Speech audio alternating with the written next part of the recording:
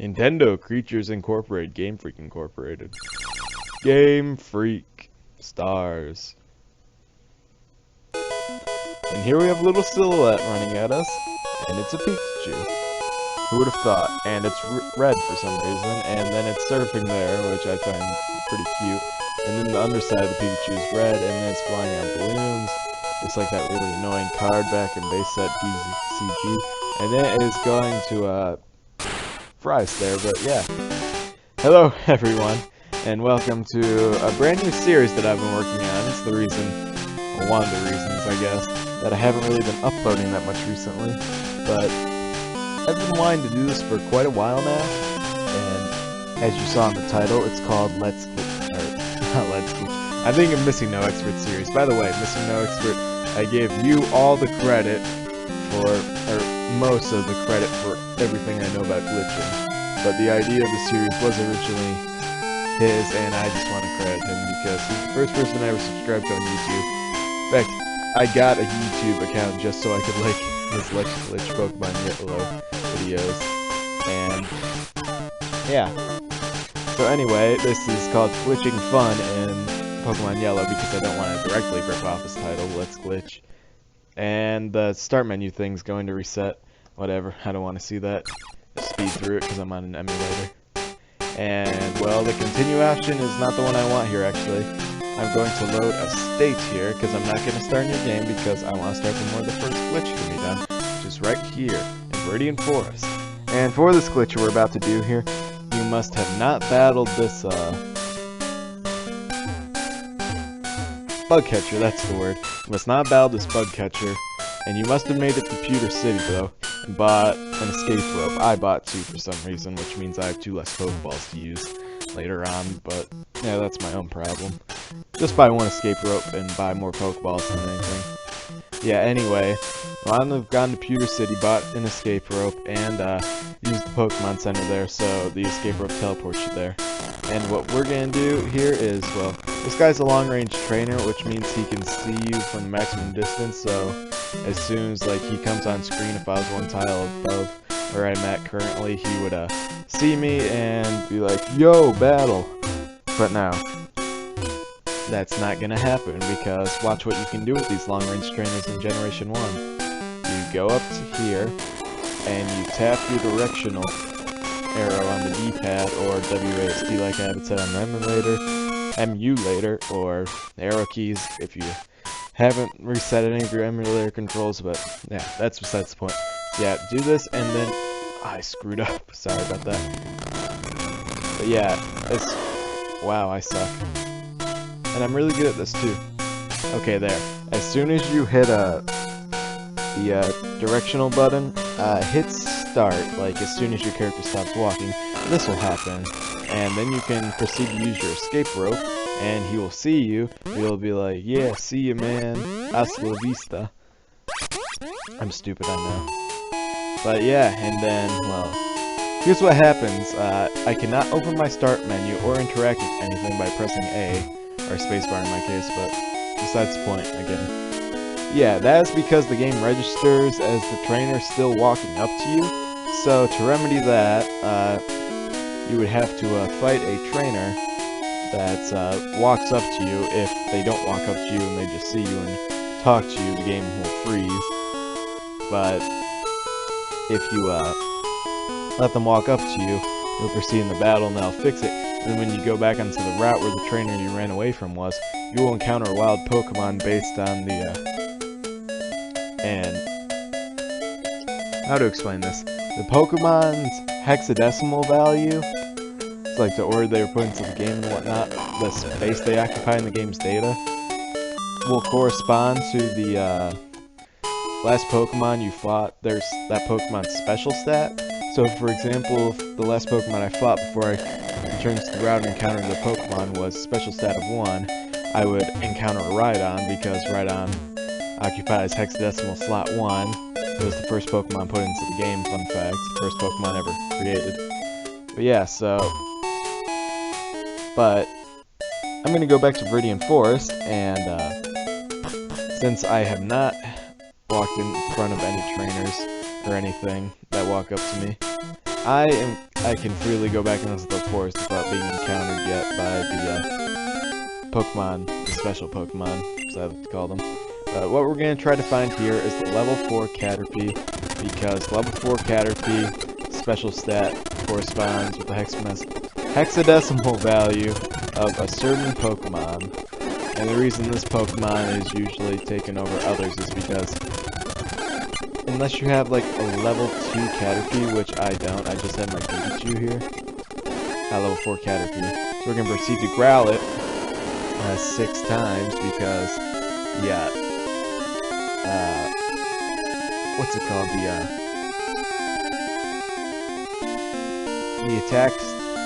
The attack stage of the Pokemon corresponds to the Pokemon you'll encounter's level, so, the default attack stage is 7, right in the middle between 1 and 14. So if you don't growl it at all, or have it use Sword Stance or whatever, it'll be at level 7, but we're trying to get a level 100 Pokemon here. But before we do that, we need to get level 1 Pokemon, which means we need to growl at this Caterpie 6 times to lower its attack stage to 1, so the Pokemon we encounter will be level 1, if that makes any sense, which probably doesn't. I'm not good at explaining things, I'm sorry. Just watch and learn. Yeah, we need to growl it 6 times, so I'm just going to speed this up because I'm on the emulator. Okay, nothing happened. Now proceed to fry this Caterpie with a Thunder Shout. And that'll be that. And now we can head back up to Pewter. I want to make sure you don't encounter any Pokemon in between defeating that Caterpie with its attack all the way lowered at level 4. And, running into a trainer or NPC that has to walk up to you. Such as this guy, which works because I haven't defeated Brock, so he's like, "Yo, you're a trainer. Brock hired me to trap you trainers in Pewter City until you beat them. Come with me." And well, at least he plays this great music for us. I love that music. He's like, "Yeah, go challenge Brock," and then he performs a little glitching of his own by walking straight through that fence right there. And, well, we'll get onto that kind of glitch later, the walk through walls glitch. Yes, there is a glitch that allows you to walk through walls without using any sort of cheating device. By the way, none of these glitches require a cheating device at all, because glitching with cheating device is just stupid. I agree with MissingnoXpert on that. But yeah, we'll get to that later. So anyway, we go back onto the route here. And some random person's like, "Hi, do you have a Pikachu?" And then you encounter something. And it's a Voltorb. That's not what I wanted. And it's at level 2. What the hell? What? I'm gonna go repeat that all over again, and then I'll cut to when I actually encounter the Pokemon I want. Sorry about this. Okay, this better work. This is my 3rd attempt since I've cut.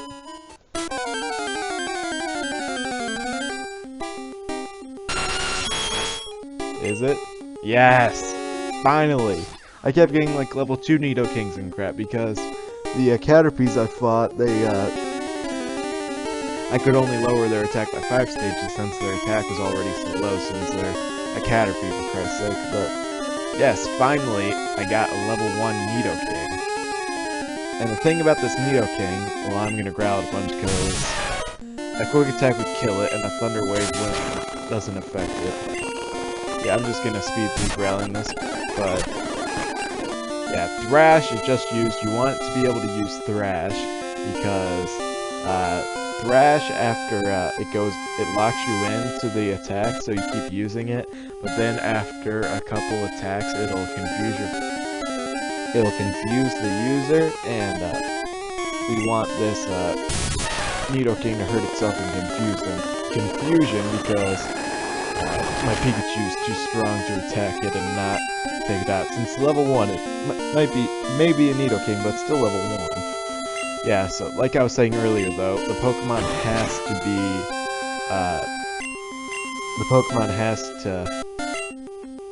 you fight with the hexadecimal value, for it to be a level 1 Pokemon here, like we're trying to do, it has to be lowered 6 times, the attack that is. And Nidoking's already not confused, so that's a bad thing. Like a really bad thing. I'm just gonna keep going until he uses Thrash again like it just did. And it's using Thrash again, but it's confused. I'm gonna use one of my many potions for this on my Pikachu. It's in Pika, by the way, not because I'm uncreative, well, I guess, yeah, because I'm uncreative. Because that's the name Red's Pikachu in the Pokemon Adventures manga has, and I love that series. And yeah, I didn't think that Pokeball would work. Hopefully, we can catch it sometime. And I did this on my own time. I wasn't making a video, I actually caught it on like the second Pokeball, which is nice, but we already see that that's not going to be the case here.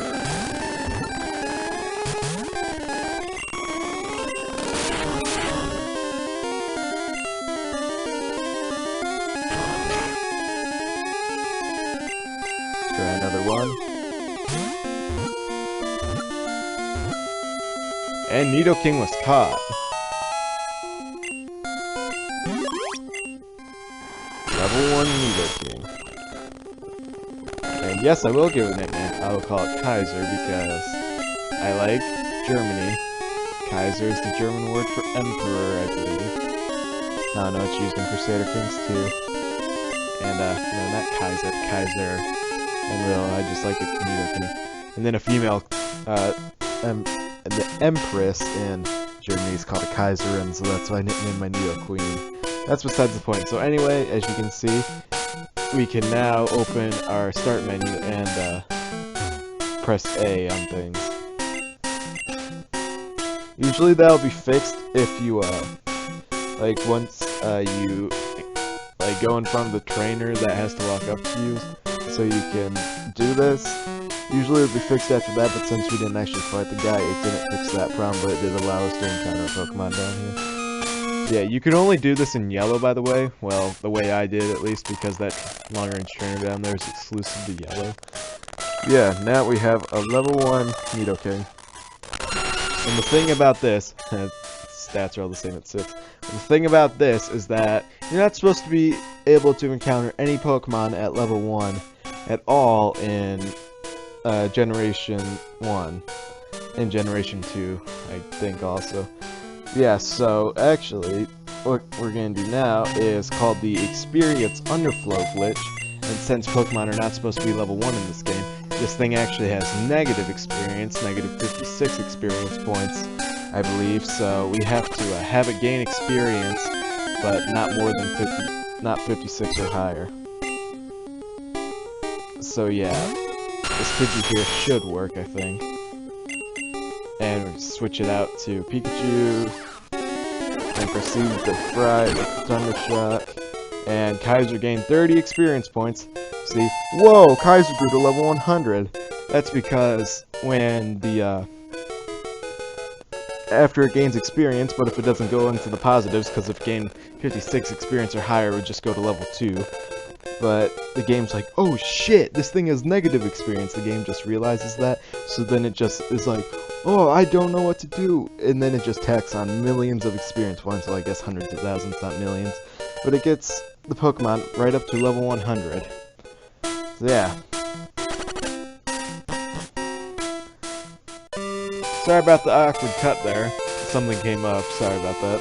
But I'd just like to show off some things you can do with level 100 Nidoking.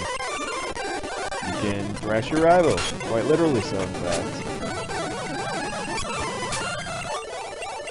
You can thrash Bra, quite literally so in fact. I would stay and listen to his awesome music, but I don't want this video to go on too long yet. I do want to cover just the first couple of glitches you can really do to get some powerful Pokemon to at least get to Cinnabar Island, because in yellow at least you need to get to Cinnabar Island to do a lot more of the glitches. Yeah. Also, you can thrash your rival again. Quite literally so in fact, once again.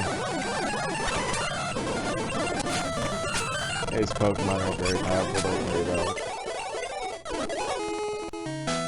wrong one. You can crash the Steam Rocket Grunt. Wow, I thought this part would be a lot more professional than it really is. Okay, on to that. Yeah, but now enough of that nonsense. Here I have level 20 Pikachu, just decent level. My Nidoking, an Abra named Yuri from, his nickname comes from Red Alert 2, the Psychic Dude for the Soviets. Yeah, you have, these two aren't necessary. Well, the Bulbasaur is pretty useful though, but I guess it's not exactly necessary, but you'd probably want it anyway. And then just, I have a Charmander for good measure in case Pikachu gets knocked out while growling this next thing, since we're also going for another level 1 Pokemon. Yeah, down here is another long-range trainer, and since we're no longer in an interior environment, like the forest or a building or anything, well, we were only ever in the forest, not a building, but that's the point, we would need either an Abra Teleport or a Pokemon to fly, but since I haven't even beat Misty yet, I don't have fly, so since I'm trying to do this as early as possible, but yeah, just normally perform the long-range trainer glitch, and have your Abra use Teleport. And the same thing will happen once again. And you'll be back at the Pokemon Center. And now what you want to do is actually head back up to the same area. Route 26, I believe this is. Nugget Bridge. Yeah, and here, over here, you want to have defeated all these trainers except for this guy over here. And, well, I guess now would be a good time to demonstrate what happens when you just walk directly in front of them. They see you, and then just this goes on forever. So if you like this music, that's kind of good, but yeah. What you want to do is... oh, crap.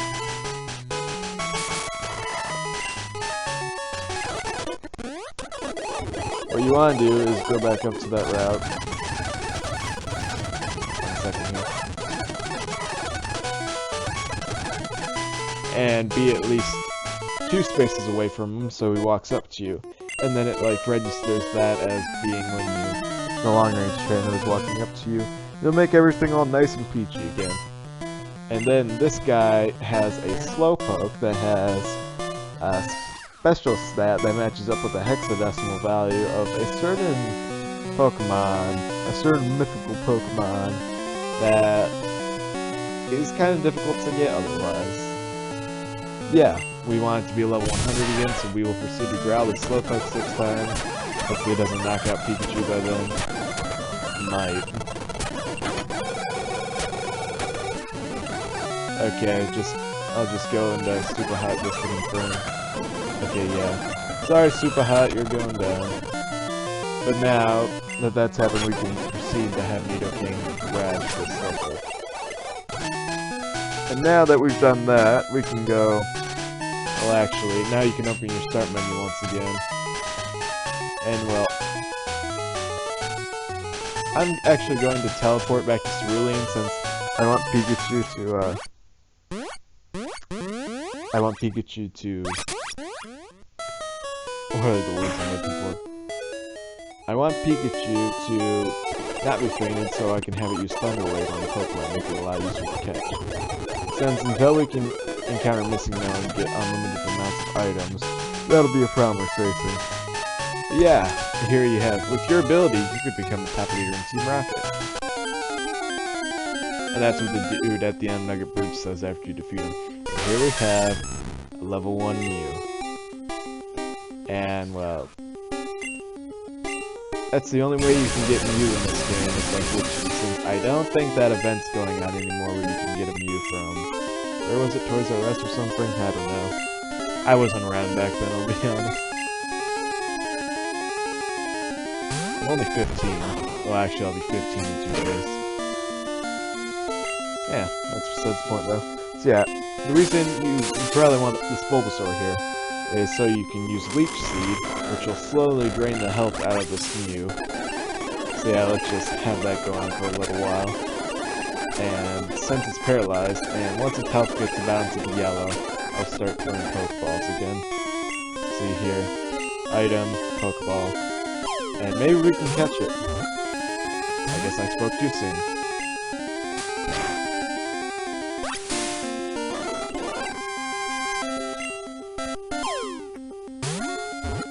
Come on, come on. And there we have a level 1 Mew. Mew, new species Pokemon. Height, 1 inch, or not 1 inch, 1 foot, 4 inches, weighs exactly 9 pounds, number 151. Microscope, short delicate fur. I don't like nicknaming legendary Pokemon. And now we will once again proceed with the Experience Underflow glitch. I don't remember, did I refer to that as the Experience Underflow glitch? I think I did. But just in case, it's called the Experience Underflow glitch when you do this. Yeah, we want to put the Mew out in front.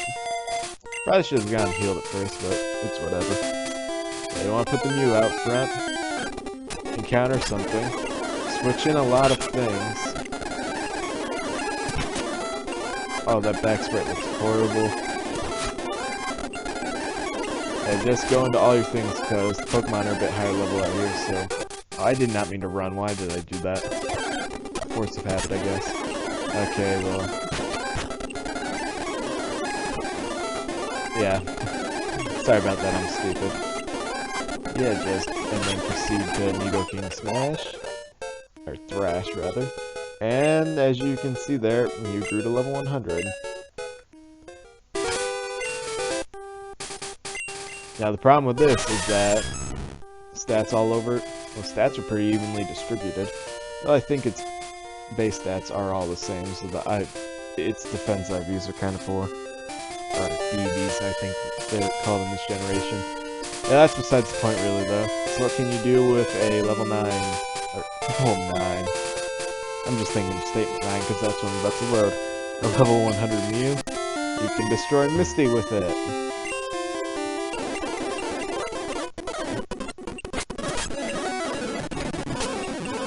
You know what? Let's listen to the music.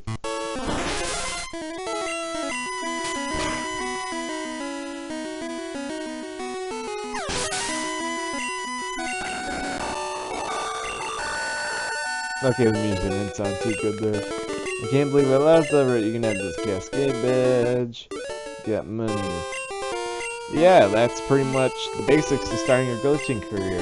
So what did we learn about today? Just a brief summary. Tell you how long-range trainer works, how special stat of the last Pokemon you encounter corresponds to the hexadecimal value of the Pokemon you will encounter, how the stage of the attack of the last Pokemon you encounter corresponds to the level of the Pokemon you encounter, how the Experience Underflow glitch with level 1 Pokemon having negative experience, negative 56 to be exact, and how to use a long-range trainer, really, and how to catch Mew before you even beat Misty. How to catch Mew in general, really, because that's not something you should be able to do in the game. But the game is very glitchy. I don't even know any game that has nearly as many glitches as the Generation 1 Pokemon games. Yellow actually has a few less glitches than Red and Blue do. As you may have heard of the old man trick in Red and Blue, which is the one that most people use to get MissingNo. MissingNo looks kind of weird in this game compared to what you might usually see. Yeah, Misty will give us Team 11, which is Bumblebee, which is a pretty decent move for you to have, so I'll just teach it to Mew. Yeah, my Mew will probably know stuff like Thunderbolt, Fly, Surf, and something else. Not sure yet. Yeah, that's besides the point, but yeah, that's the end of this video. I hope you learned something and you enjoyed my poor commentary, and my poor professionality, and my poor editing skills, and my undercutting of my own skill, which is true because I don't have any skill, but I just want to do this video, but I'm rambling at this point, so thank you very much for watching, and I hope you enjoyed the very first episode of Glitching Fun in Pokemon Yellow.